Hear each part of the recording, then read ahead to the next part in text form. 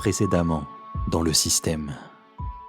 Je m'appelle Karim, j'ai fait 8 mois dans une maison d'arrêt. Je m'appelle Sophie, je suis surveillante pénitentiaire. La plupart du temps, les personnes sont surprises que je fasse ce métier-là justement parce que je suis une femme, je pense. En gros, notre matinée ou notre après-midi d'ailleurs, elles se ressemblent beaucoup. Seulement la matinée passe plus vite généralement. Le temps, il faut le fractionner et il faut que ça soit tous les jours pareil. C'est un ancien, moi, qui m'avait dit ça. Tu te lèves, tu plies ton lit et tu te rallonges pas dessus de la journée. Parce que sinon, tu vas cafarder, tu vas te faire une dépression. Le soir, les 3/4 des mecs, ils regardent tes PMP. Et ça dure 3 heures et quelques, je peux dire que ça, c'est insupportable. Épuisant, surtout les matins-nuits, où on a vraiment du mal à récupérer. C'est un rythme très, très fatigant, très éreintant. On est plus irritable.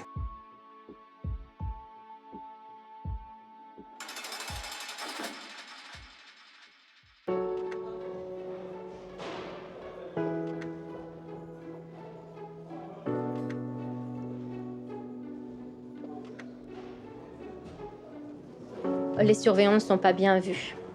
Pourquoi? Je ne sais pas. Je ne sais pas quel impact on a en fait, quel point de vue la société a sur notre métier. C'est ça, je ne sais pas. Parce qu'entre nous, on le sait, ce qu'on fait. On sait ce qu'on vaut. On sait tout le travail qu'on fournit. La violence là, qui est en ce moment dans les prisons, elle est vraiment folle. Vraiment, vraiment folle. T'as une embrouille, tu sors en promenade avec ton bout de miroir. Tu sens que le mec avec qui tu t'es embrouillé, tu vois qu'il est balafré de partout, tu sais qu'il va falloir te défendre. Si tu sors pas en promenade, ça veut dire que t'es un peu une fiotte, donc t'es obligé de sortir en promenade. Des fois il se passe rien, des fois tu te bats. Faut pas se laisser faire. Faut connaître ça, faut pas se laisser faire. Tu te laisses faire une fois, c'est mort. Faut rien déclarer.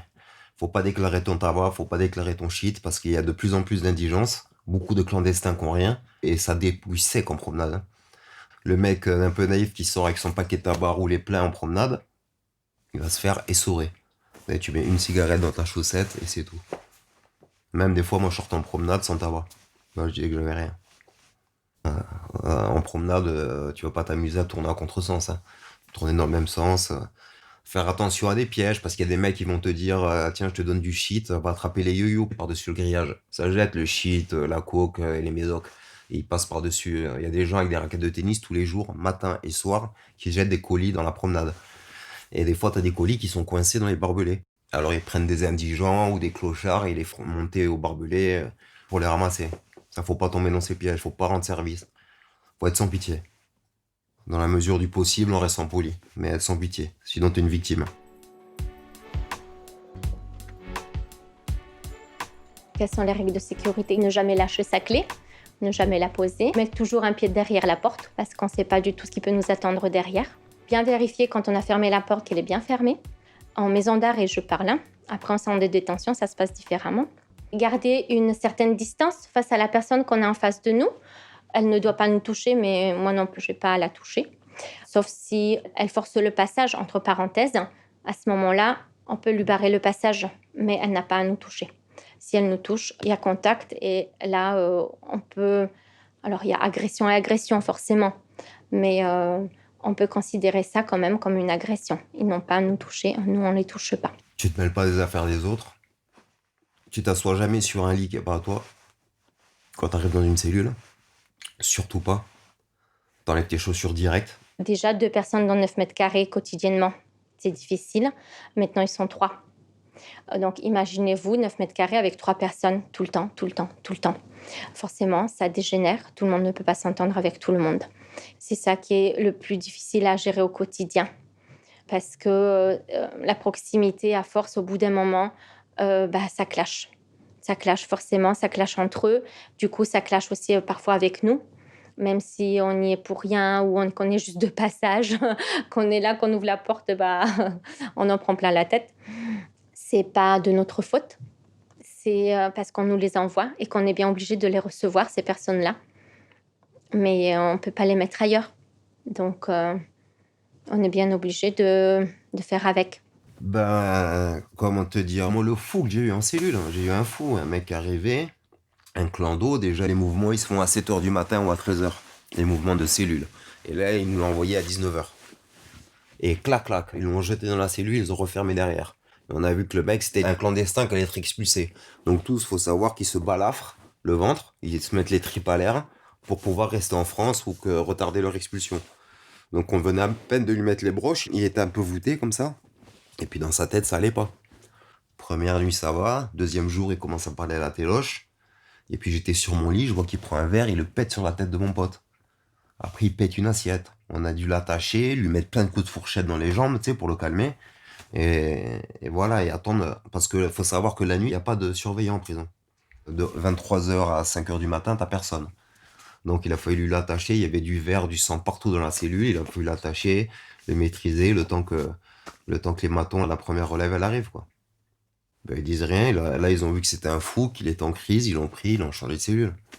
Mais ils vont pas s'excuser, hein, ils s'en foutent, hein. Ouais, ils vont le mettre au SMPR, dans une aile de psychiatrique, tu vois. Faut savoir, les mecs se taillent, les mecs sont balafrés, ils se balafrent de ouf pour pouvoir rester en France, les sans-papiers. Bah ouais, pour qu'ils aient les soins et puis essayer de rester un peu plus, quoi. L'été, torse nu, sont tous balafrés, bah tous balafrés. Ou alors c'est des mecs qui ont fait de la prison au bled aussi, ou des mecs qui supportent pas l'isolement, qui ont été à l'isolement et qui se sont tailladés. Il peut y avoir plein de choses.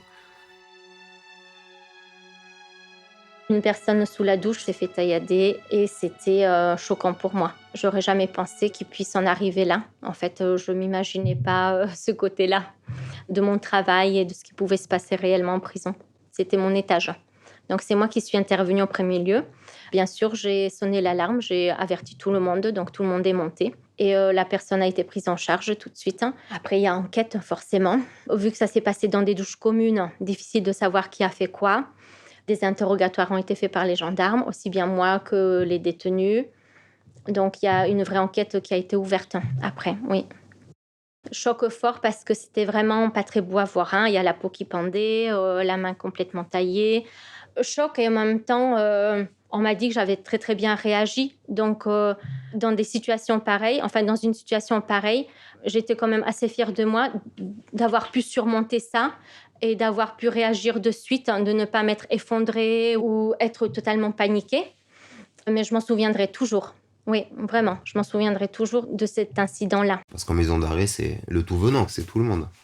Du mec qui a tué, au mec qui a pas payé ses amendes, au gilet jaune.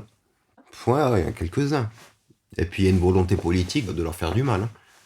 Ah ouais. Ah, 2-3 Black Blocs aussi. Ouais, pareil, ils ont pris des 4-5 ans, hein, juste parce qu'ils ont donné un coup de pied dans une grenade lacrymogène. C'est dur, hein, c'était dur pour eux. Surtout que c'est des mecs qui connaissent pas ce genre de milieu, c'est pas des voyous, tu vois. C'est pas des délinquants, donc dur pour eux, ouais. Ça m'est arrivé avec une détenue. J'ai eu plus d'empathie envers elle qu'envers les autres, hein, parce que c'était un accident de parcours. Tout simplement, elle avait pris pour une mule. Du coup, ça a été très, très dur l'incarcération pour elle. En plus, elle parlait pas du tout le français, elle était complètement perdue. Je l'ai aidée à faire des papiers, à faire des démarches, à faire plein de choses. Elle était complètement désemparée et perdue. Bien qu'après, elle a repris du poil de la bête, hein, et elle s'est dit qu'il fallait qu'elle s'en sorte la tête haute de tout ça. Mais ça a été très, très dur pour elle. Je m'en mêle pas, j'en ai rien à foutre. Même si ça me peine, je me blinde. J'en ai rien à foutre, c'est pas mon problème. Je pense à ma gueule. Ma gueule avant tout. Et peut-être 2-3 potes. Mais attends, tu vas pas faire du social, hein. C'est impossible, hein. Non, non, et puis tu passeras pour un faible si t'es... Non, non. Pense qu'à ta gueule et surtout tu te mêles pas des affaires des autres. Surtout pas. Parce que tu vois, comme les autres sont des chiens, comme les autres parlent mal, comme les gens essayent de te marcher dessus, ouais, tu deviens sans pitié comme eux. Voilà, tu lâches rien. Tu lâches rien, c'est déjà assez dur pour toi, donc tu vas pas encore... Non, non, non, et puis c'est assez facile, hein, ça va vite, hein. Tu vois comme ils parlent les jeunes de maintenant, hein. Moi je me verrouille, je me mets en mode prisonnier, puis voilà. Je le fais passer comme ça, hein. Les jeunes, ils s'en battent les couilles. Je dis ça peut-être parce que je suis vieux, hein. Mais les jeunes, ouais, ils s'en foutent. Ils s'en foutent. Bah, par rapport aux anciens, tu vois, par exemple, quand t'arrives en cellule, t'as 40 ans, t'as un mec de 17 ans, il y a 2 lits. Tu vois, normalement, à mon époque, le mec le plus jeune, il laissait le lit à l'ancien. Maintenant, ça se fait plus. Plein de choses comme ça. Plein de choses comme ça. Celui qui dort par terre, c'est le dernier arrivé dans la cellule. J'ai vu des mecs se faire trancher de l'oreille jusque tout le bras, hein.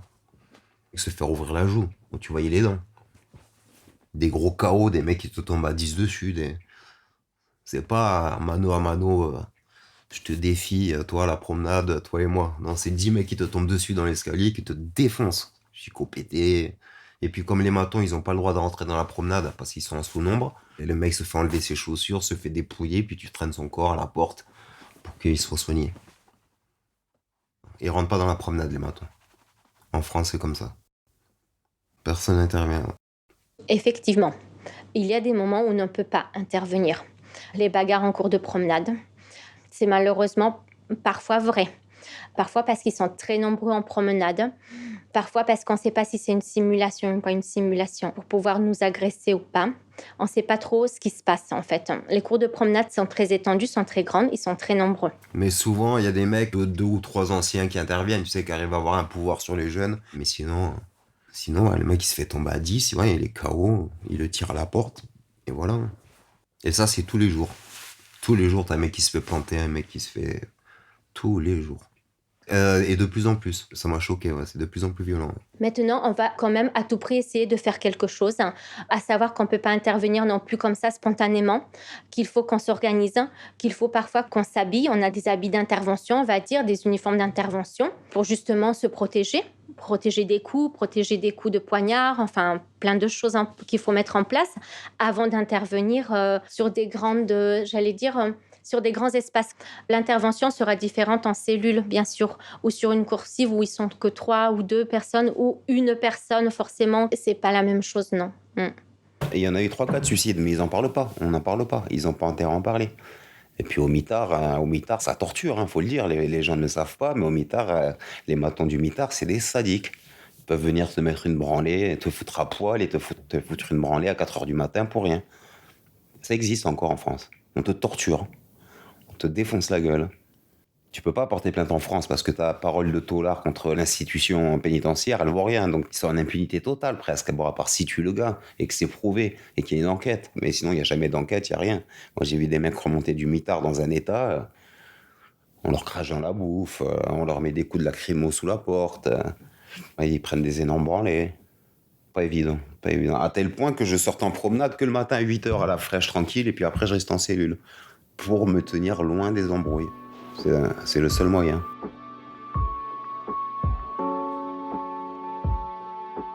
Émilie Martin, je travaille dans la réinsertion des personnes condamnées soit à l'extérieur, soit en milieu carcéral. En gros, je fais du service après-vente après la décision judiciaire prise par les magistrats. Mon père était magistrat et m'a transmis effectivement d'un point de vue... Enfin, moi, le droit, ça fait partie de ma culture depuis toujours, en fait. Donc, mais une certaine vision, effectivement, de la justice, c'est-à-dire l'idée que c'est une lourde charge que d'exercer les métiers judiciaires, qu'à partir du moment où on a un pouvoir qui est lié à l'exercice de ces métiers-là, faut en être digne et du coup, faut avoir les épaules pour et en aucun cas en profiter ou user et abuser du pouvoir qu'on nous a donné et pour lequel l'État nous fait confiance. Ça, c'est une certitude. Cette vision de justice-là, c'est celle que partage mon père et c'est celle que je pense avoir eue en héritage, c'est clair. Maintenant, c'est violent parce que c'est pas forcément celle qui est partagée par le plus grand nombre, en fait. C'est déjà arrivé, hein. Alors, on ne le voit pas sur le coup, forcément. On en entend parler après de ces personnes-là qui font ça ou ça, qu'ils ne devraient pas faire. Des collègues, je parle. Je trouve ça dégradant, en fait. Salissant pour le travail qu'ils font, pour l'uniforme qu'ils devraient respecter, en fait. Je ne les comprends pas. Je ne comprends pas pourquoi elles ont fait ça ou ça. En fait, parce qu'à ce moment-là, ça veut dire qu'elles ont franchi une certaine barrière et qu'elles se placent de l'autre côté. À ce moment-là, elles n'auraient pas dû prendre ce travail-là. À partir du moment où tu recrutes des personnels parce qu'il y a un besoin, encore une fois, de surveillants, où tu recrutes 2 à 3 promotions de surveillants à 1000 à 1100 personnes par an, avec une moyenne, alors le chiffre, ça ne veut pas être forcément très parlant, mais j'ai une moyenne de 3 ou 4. Tu as dans le lot des personnels corruptibles, tu as des personnels violents, tu as des personnels pas très humains. Tu as des personnels, voilà. Pour tout un tas de raisons, tu as des personnels qui, pour moi, sont les premiers au contact des détenus et donc les premiers qui se doivent d'être irréprochables parce qu'avant même nous, on les voit pas 24 heures sur 24, on vit pas avec eux. Eux, ils vivent avec eux. Ils les réveillent le matin, ils leur donnent à bouffer, ils les sortent pour se promener, ils les re-rentrent en cellule, etc., etc., etc. Bon, quand t'as ces mecs-là qui sont pas irréprochables, eh ben, tu te confrontes à un système qui ne l'est pas non plus. Après, toutes les personnes ont des faiblesses, hein, je le comprends aussi, et qu'on a des faiblesses. Mais si on sent qu'on ne pourra pas tenir, vaut mieux peut-être arrêter là que de transgresser certaines règles et de se retrouver parfois de l'autre côté des barreaux, malheureusement.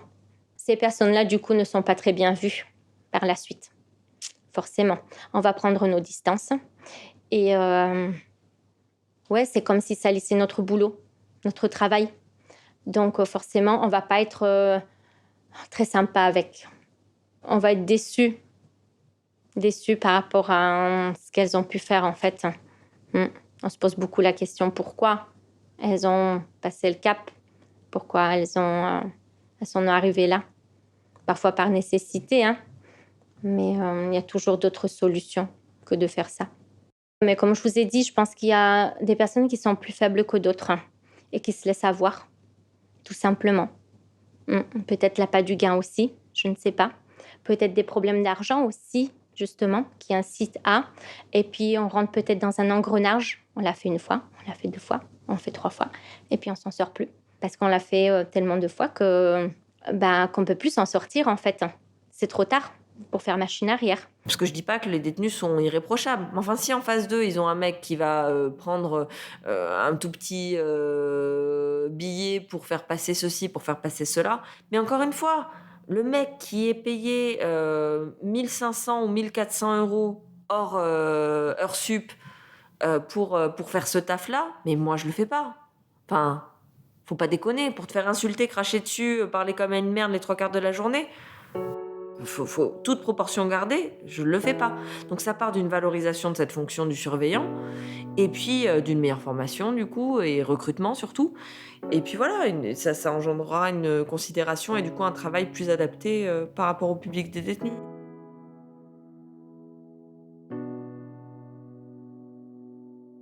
Un surveillant, un porte-clés qui fait qu'ouvrir et fermer tes portes et qu'on est parfois des méchants qui parlent mal aux détenus et qui ne leur veulent pas forcément du bien ou des choses comme ça.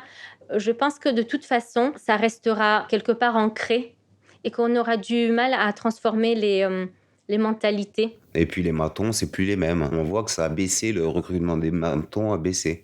Ils sont cons comme des bites. Quand il y a, par exemple, un conflit, au lieu de le désamorcer comme ils faisaient avant à l'époque, maintenant ils vont te chauffer jusqu'à ce que tu pètes un plomb, que tu ailles au mitard.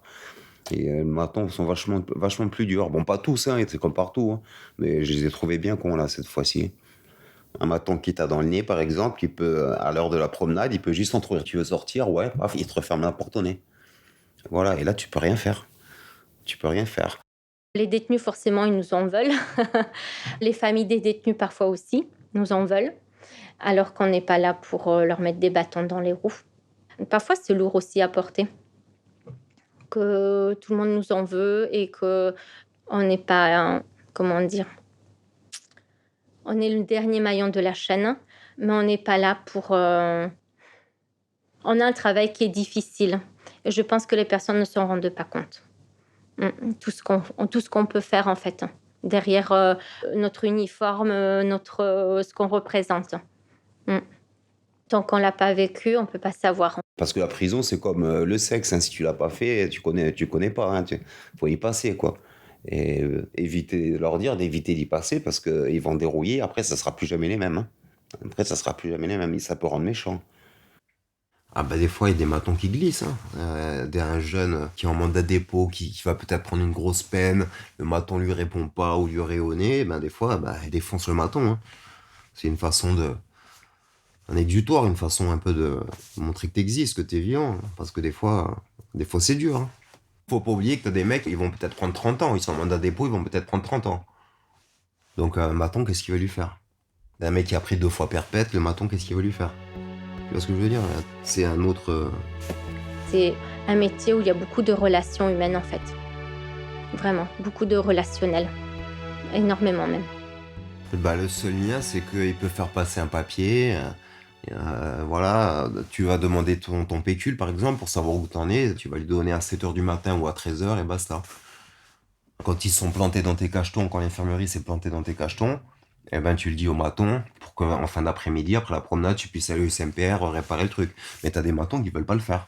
Ils ne veulent rien faire. S'ils veulent discuter, s'ils veulent me raconter leur vie, ils peuvent. Moi, ça ne me dérange pas du tout de les écouter, de les répondre.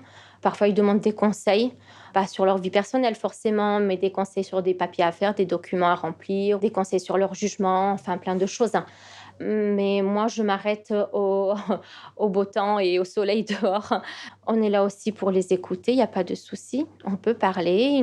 Moi, j'ai déjà eu des personnes incarcérées qui m'ont raconté leur vie, qui m'ont dit combien ils avaient d'enfants, où ils habitaient, comment ça se passait. Par rapport aux documents qu'on leur apporte, on voit très bien que les enfants, ils sont placés à droite, à gauche, que ça ne va pas être facile, que par exemple, la femme, elle est partie parce que lui, il est en prison et que ça va être compliqué pour lui après.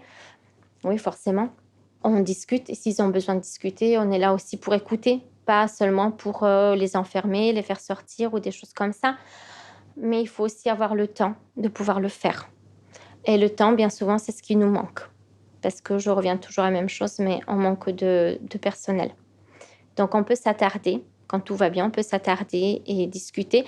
D'ailleurs, sur des petites structures, je pense que on prend plus le temps, justement. Les personnes qui, par exemple, sont au SMPR, où c'est vraiment des petites structures et tout ça. Alors, au SMPR, ce n'est pas vraiment des personnes qui sont bien dans leur tête, mais peut-être qu'on prendra plus le temps de les écouter, de les apaiser aussi, ou des choses comme ça. Il ne faut pas non plus passer que par des médicaments. Donc, on peut plus avoir plus de relationnel, vraiment, avec ces personnes-là, que quand vous avez 100 détenus à gérer à l'étage. Qu'on est leur intermédiaire, en fait, qui puissent s'exprimer avec nous, oui. On n'a pas forcément le temps de tout le temps les écouter et de les entendre se plaindre aussi ou qu'ils nous racontent leur vie, en fait, et leur tracas et tout ça. Mais alors, à ce moment-là, il faudrait qu'ils soient moitié moins sur une coursive ou que nous, on soit 2 fois plus. Sinon, on ne peut rien faire. On est pressés comme des citrons, j'allais dire. Tu les vois, ils subissent, ils aiment pas leur taf. Ils aiment pas leur taf, à part quelques-uns qui sont gentils, tu vois. Mais sinon, ils subissent, les mecs. Je ne discute jamais de ma vie personnelle, mais jamais. Ils ne savent même pas comment je m'appelle. Non, j'ai pas envie qu'ils rentrent là-dedans. Ça ne les regarde pas, tout simplement.